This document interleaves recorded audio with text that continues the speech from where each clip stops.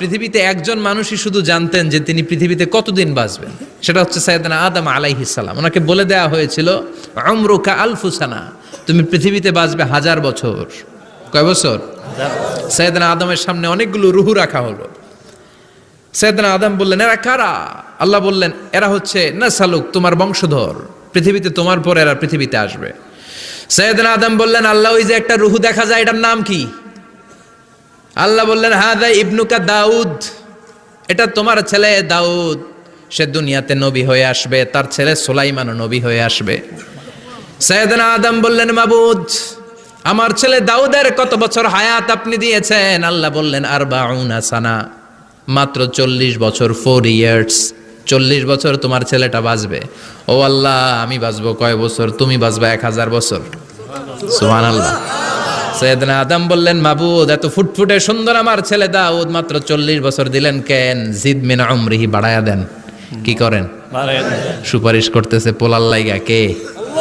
বাবা। আল্লাহ আপনি বাড়ায়া দেন। আল্লাহকে বাড়ানো যাবে না, লেখা হয়ে গেছে।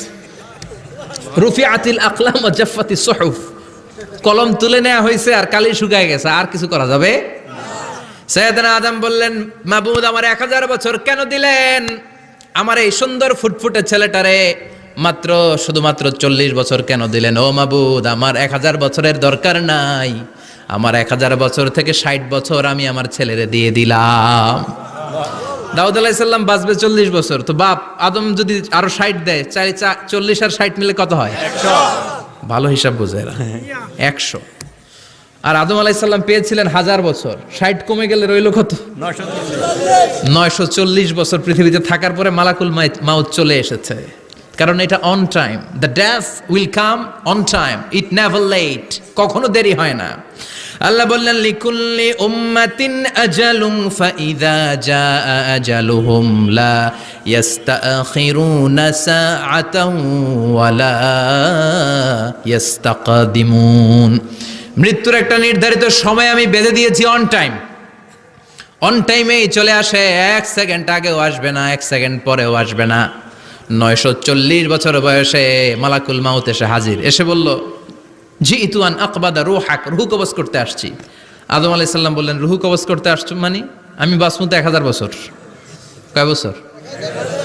মালাকুল মাউত বললেন, না না, ওই যে আগের কথা স্মরণ করেন, আপনি 60 বছর দিয়ে দিয়েছিলেন। কয় না, আমি দেই নাই, আমি আরো বাঁচুম, আরো 60 বছর পাওনা আছি, আমি দেই নাই। মালাকুল মাউত বললেন, আপনি দিয়েছেন? আদম বলে, দেই নাই। মালাকুল মাউত বলে, আল্লাহ ঘটনা দেখেন, দিয়া কয় দেই নাই। আল্লাহ কয়, থাক, কথা কইস না, আয়া পর। সুবহানাল্লাহ পড়েন। নাসিয়া আদম ফানাসিয়া বানু, ভুলে গেছেন উনি, আমরা ভুলে যাই, আমরা খেয়ে বলছি খাই নাই, নিছিলাম পকেটে, কয় নেই নাই। এরকম ডাকাইত আছে না নাই?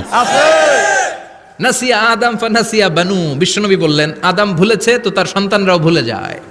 জাহাদা আদম ফা জাহাদাত যুররিয়াতু, আদম অস্বীকার করেছে, তার সন্তানরাও অস্বীকার করে। সেদিন থেকে আল কিতাব ওয়া শুহুদ, মানে লিখে রাখার সিস্টেম আর সাক্ষীর সিস্টেম চালু হয়েছে। সুবহানাল্লাহ পড়েন। সুবহানাল্লাহ। 940 বছর বয়সে মালাকুল মাউত এসে আদম আলাইহিস সালামের রূহ নিতে পারে নাই। উনি 1000 বছর যখন হয়েছে তখন এসে সাইয়েদনা আদম আলাইহিস সালামের রূহ কবজ করেছে।